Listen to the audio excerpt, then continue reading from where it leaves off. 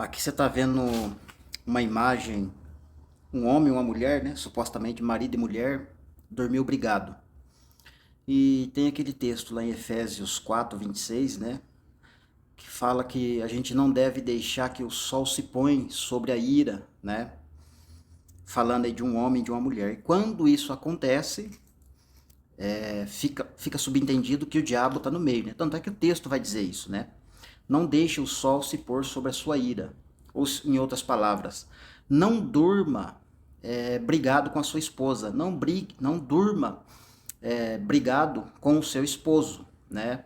Antes de dormir, façam as pazes, né? Se consertem para que o sol não se ponha, para que a noite chegue, vocês durmam, né? E aí, como a noite é longa, né? Tudo pode acontecer. É óbvio que muitas pessoas, já aconteceu isso comigo, de dormir discutido com a esposa, né? Ou bicudo, ou ela bicuda.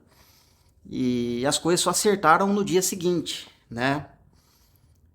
A gente não pode levar a risca isso. É claro que se numa noite um dos personagens morrer, aí fica complicado, né? Porque aí alguém ficou devendo perdão, ou pedido de perdão, né? Então a Bíblia recomenda para não deixar acontecer isso, né?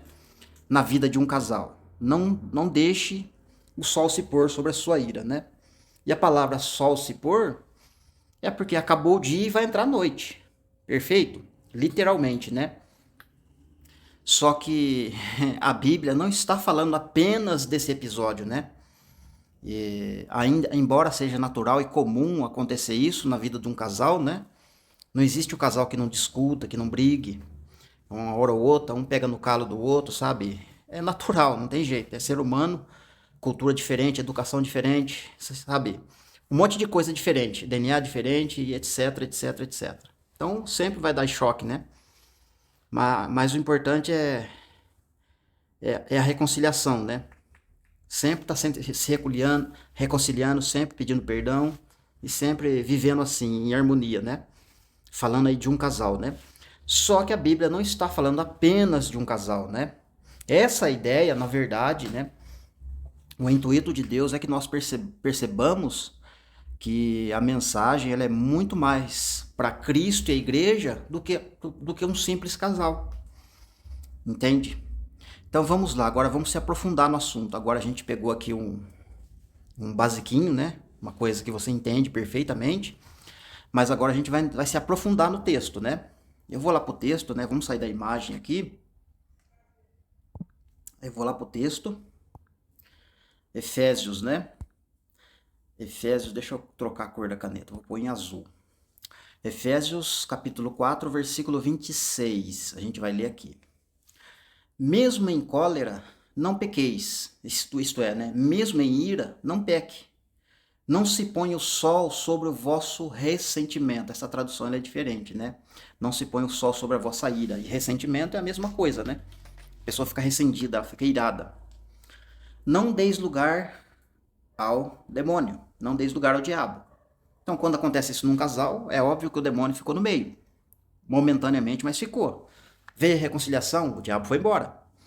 Só que entre Cristo e a igreja, né, Deus está muito mais preocupado em falar da igreja e Cristo.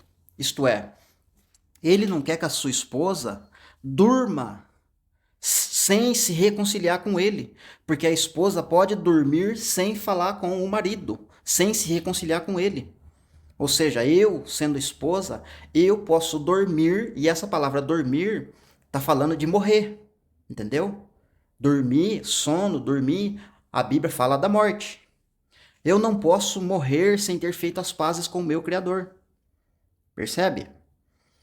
Então, essa palavra aqui, que não tá ira aqui, né? É ressentimento, mas é ira. Não deixe o sol se pôr sobre a vossa ira. Porque a pessoa brigou, né? Ou então ela está em desavença. E se tratando de um relacionamento de Cristo e a igreja, a pessoa pode morrer sem ter feito as pazes com Jesus, sem ter pedido perdão. Ou mesmo, e pior ainda, às vezes ela acha que é esposa e não é. Pior ainda. E é isso que a gente vai começar a perceber a partir de agora. Eu vou lá para o texto de. Deixa eu sair da caneta. Lá para o texto de Primeiro aos Tessalonicenses, né, que também tem uma referência para a gente dar uma analisada no mesmo assunto. Vamos lá. Primeiro aos Tessalonicenses, capítulo 5, versículo de número 9. Porquanto não nos destinou Deus para a ira, ou para o ressentimento, mas para alcançar a salvação por meio do nosso Senhor Jesus Cristo. Então, e esse texto aqui, esse versículo aqui isolado, né? Este versículo aqui isolado, deixa eu marcar aqui para a gente analisar junto, né? A linha pré-tribulacionista, né? Ela vai usar esse texto aqui que Deus não destinou a igreja para ira. Deus não destinou a igreja para sofrer as taças, né? O julgamento de Deus. De fato, não julgou. Só que a pessoa usa esse versículo aqui para falar que a igreja não vai passar pela grande tribulação. Só que olha só, vamos pegar desde cima, né, o contexto. Vamos largar a mão de pegar um verso isolado para apoiar uma doutrina ou um entendimento para enganar as pessoas e vamos analisar o contexto para ver o que Paulo está falando realmente a respeito de Deus não destinar a igreja para ira. Vamos pegar desde o verso 1. A respeito da época, aqui é vinda, né? A respeito da vinda e do momento, não há necessidade, irmãos, que eu vos escreva. Verso 2. Pois vocês mesmos sabeis muito bem que o dia do Senhor virá como um ladrão de noite. Deixa eu pegar a caneta aqui que escapuliu. Virá como um ladrão de noite. Então, essa palavra ladrão de noite está lá em Mateus 24, Mateus 25, Joel capítulo 1. Pedro vai falar e o livro do Apocalipse vai repetir algumas vezes, né? E noite está falando de trevas, né? Tanto é que quando o sol se põe, chega a noite, né? Então, numa frase escatológica, ou num pensamento escatológico, ou numa base escatológica, né? Num breve resumo, 2000 anos é como se estivesse falando de um dia só. E quando chegasse, para entrar no contexto da última semana, que abre aspas, né? Se inicia a noite, se inicia o período das trevas, se inicia o período onde ninguém pode trabalhar, porque o próprio Jesus fala que quando chega a noite ninguém pode trabalhar, porque acabou o dia. Então, escatologicamente, né, tem esse pensamento, né, para a gente examinar e colocar ele e considerar ele, né, porque está na boca de Jesus, está na boca dos profetas, está na boca dos apóstolos, né, ele tem que estar na nossa boca também. Não podemos como é que fala? Desprezar, né? Fazer de conta que não existe. Verso 3. Quando os homens disserem paz e segurança, então repentinamente lhes sobrevirá a destruição como as dores da mulher grávida, e não escaparão. Então, essa mulher grávida aqui, ela está em Gálatas, ela está lá em Mateus 24, está nos profetas, está em Apocalipse, né? Que é a própria igreja, né? Como as dores da mulher grávida. Quem é que está gerando? Quem é que está grávida? É a igreja. A gente está gerando filho varão. Nós estamos gerando Cristo em nós. Estamos grávidos. E a dor vai vir. As dores vão vir. Princípio de dores, depois vai se intensificando até a hora do filho nascer. Verso 4. Mas vocês, irmãos, não estáis em trevas, de modo que esse dia vos surpreenda como um ladrão. Então, quem que não está em trevas? A igreja. A igreja não está em treva, por isso a ira não vai atingir ela. É nesse aspecto que Paulo está falando. Que a ira de Deus não vai recair sobre a igreja, porque a igreja não está em trevas. Verso 5. Porque todos vocês são filhos da luz e filhos do dia. Não somos da noite e nem das trevas. Verso 6.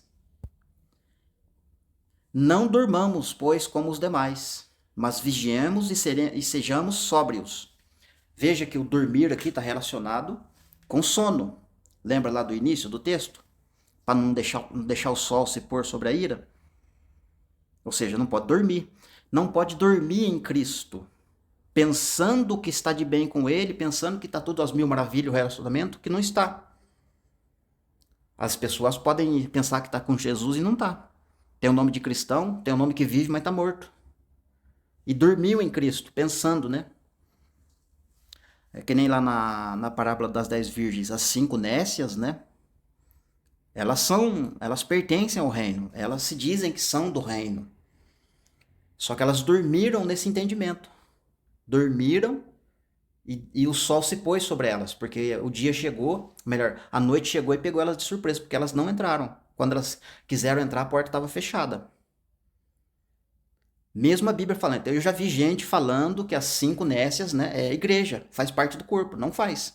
Porque se fizesse, seria salvo. A porta não teria fechado para elas. Então, as pessoas podem dormir, isto é, morrer em Cristo, abre aspas, pensando que está tudo bem quando não está. Muita gente vai morrer nesse aspecto. Vai dormir, o sol vai se pôr sobre a ira, né? Isto é, ela vai morrer, vai dormir em Cristo, pensando que está em Cristo, mas vai ressuscitar diante do trono branco, e a porta vai estar fechada para ela. Lá na 7ª trombeta ela não ressuscita, porque ela não faz parte. Se fizesse, ela ressuscitaria. Mas só mais tarde que ela vai bater na porta, ou mais tarde é 1000 anos depois, lá no trono branco. Verso 6, melhor, verso 7, né?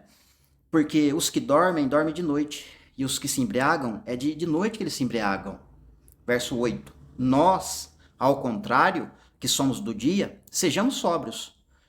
Tomemos por couraça a fé e a caridade, e por capacete a esperança da salvação. Agora o verso. Porquanto não nos destinou Deus para a ira. Quem que ele não destinou? Quem não deixou o sol se pôr sobre a ira. A pessoa dormiu em Cristo de fato e de verdade, sabendo que precisaria estar reconciliado com ele. Né? Há a possibilidade da pessoa morrer sem saber se está em Cristo ou não. Na mente dela, ela pensa que está. Mas quando na verdade ela pode não estar. Mas existem pessoas que morrem sabendo que vão ressuscitar. Entendeu? Tem pessoas que morrem sabendo que vai ressuscitar. Porque viveu sóbrio, não dormiu em vida. Né? Existe o dormir, que é o sono da morte, mas existe o dormir em vida. Achar que está em Cristo e não está. E quando a morte física chega, acabou para ela. Só vai ressuscitar no trono branco. Aqui encerra o assunto, né? Ele morreu por nós, a fim de que nós, quer em estado de vigília, quer em sono, vivamos, pois, em união com ele. Aqui explica, fecha o pensamento que eu falei. A pessoa pode morrer, ou melhor, a pessoa pode estar no estado de vigília, estando sóbrio, quer no sono, isto é, pode até ter morrido, mas morreu no estado de vigília, morreu vigilante, morreu sabendo que ia ressuscitar. E pode ser que a pessoa morra num estado de sono, no sentido de morte física mesmo. E dormiu em vida e depois morreu fisicamente. Ou seja, para essa pessoa, Jesus vai vir como ladrão. Vai vir como ladrão para essa pessoa. Porque ela morreu, dormiu em vida e depois morreu o sono na morte. E o sol se pôs sobre a ira. Então ela vai ressuscitar só lá no trono branco. Ela é uma pessoa desconhecida para Deus. Beleza, queridos? Então, finalizando o vídeo aqui, espero que vocês tenham compreendido o aspecto aí do sono, né? Do sol se pôr, com relação noite e dia. Que fala no sentido literal e tem o escatológico que anda junto, né? Que é uma contagem de tempo em milênios, né? E Deus trabalha muito com isso. Beleza? Deus abençoe.